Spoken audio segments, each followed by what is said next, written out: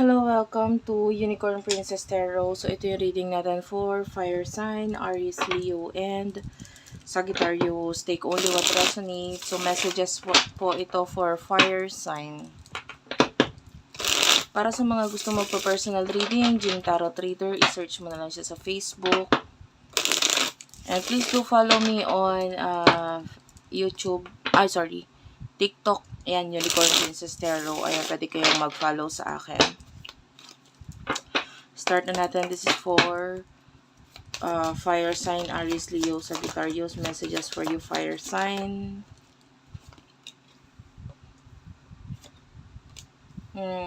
Two of Swords and the Hangman. I feel like merong pag-uusap dito. I can see an offer sa'yo. Pwedeng ginawa yung offer na yon mga nakaraan pa, or pwedeng paparating pa lang itong offer na to. But this particular offer,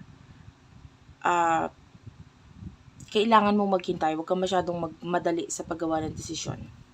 Kasi nakakita tayo ng growth sa'yo, pero hindi agad-agad. Okay, hindi agad-agad. I feel like we do have here the lovers. May nakikita tayong mga partners dito. And I feel like kahit sila, wala sila magagawa regarding dito. So, yung desisyon, mangyayari sa'yo, manggagaling sa'yo, pero huwag agad-agad. Okay? Huwag magmadali. Pag-aralan mabuti.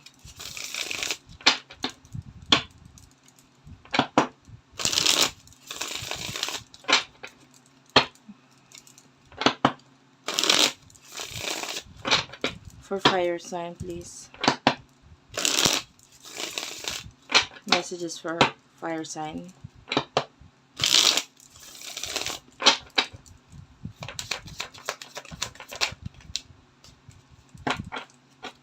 Fire Sign.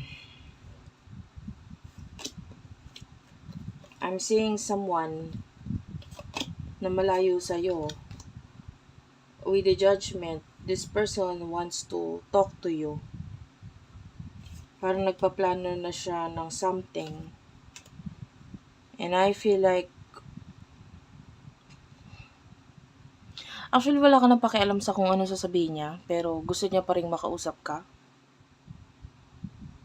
Medyo natatagalan lang, no? Kasi may mga money issues. Pero gusto ko makausap nitong taong to. Yeah, this person wants to end something and gusto niya magkaroon ng malaking pagbabago sa inyo in the future. Like gusto niyang mag-offer ng something sa'yo. Maybe stability. I can see this person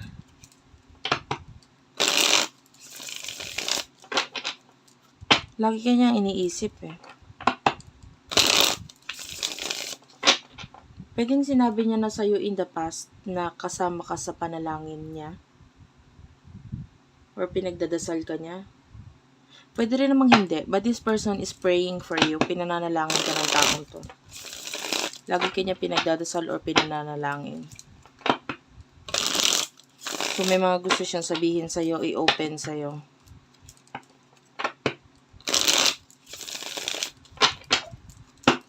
Tell me more for Fire Sign.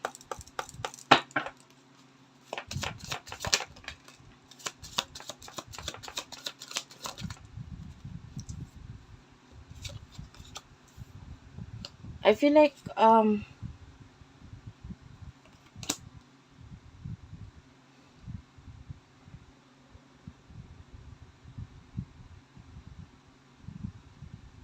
may nakikita akong pagta-travel na possible na mangyari sa'yo.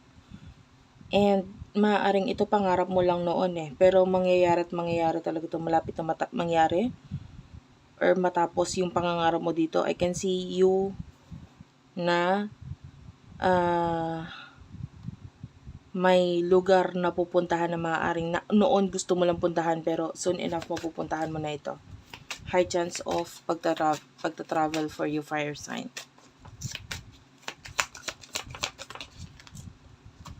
Yeah, you do over the 10 of Cups and the Queen of Cups for some of you.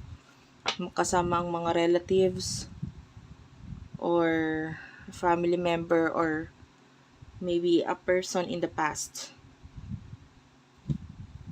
Or the other way around, pwedeng may person na parang you're manifesting na makita itong taong to, so pwedeng itong taong to ang mag-travel papalapit papunta sa'yo.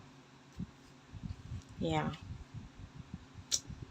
Nakita tayo ng malaking pagkakagulo or pag-aaway kung ikaw itong bibisitahin, ha. Dun sa kung ikaw itong magta-travel, I can see happiness for you. Pero kung ikaw yung bibisitahin, pupuntahan, nakakita tayo ng malaking pag-aaway or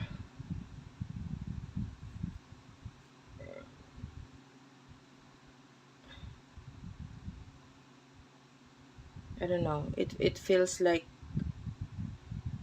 a competition, some kind of competition ang possible mangyari dito. So may papalapit na tao sa iyo, and itong taong ito is pwedeng magkaroon ng competition dito pagdating ng taong ito. Pag-aaway, pagkakagulo. Tell me about the future for fire sign. Messages for the future for fire sign. The Hierophant. Four of Pentacles and the Chariot. Yeah, yung iba sa inyo, there's an upcoming travel. So, kailangan mo mag-ipon.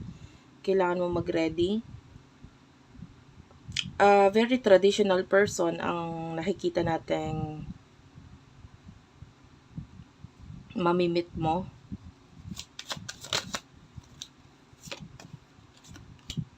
Nine of Wands. The High Priestess. For some of you, this is a soulmate. A person na maaaring na-inspire or nagbibigay inspiration sa'yo. I feel like nagiging mas better kang tao because of this person. And dito sa pag-meet ninyo ng person na ito, mas magugustuhan mo yung sarili mo because you're becoming a better person here. Dahil dito sa taong to, sa pagdating nitong taong to. Matututunan mong mahalin ang iyong sarili. Kung ano man yung success na meron sa'yo, mas ma-appreciate mo ito. Maybe because through the help of this person. Okay? If you're single, new love is coming.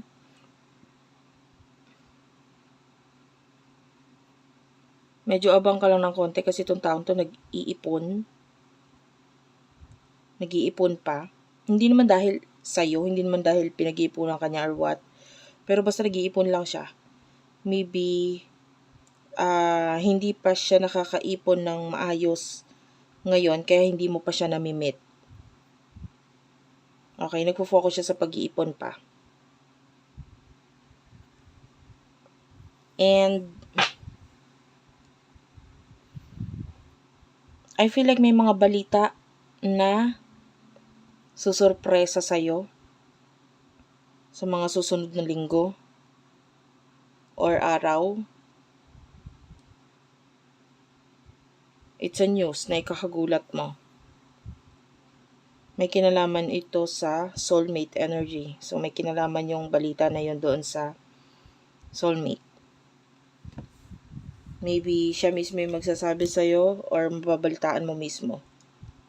Thank you for watching. Hanggang dito na lang muna tayo. I love you all and bye-bye.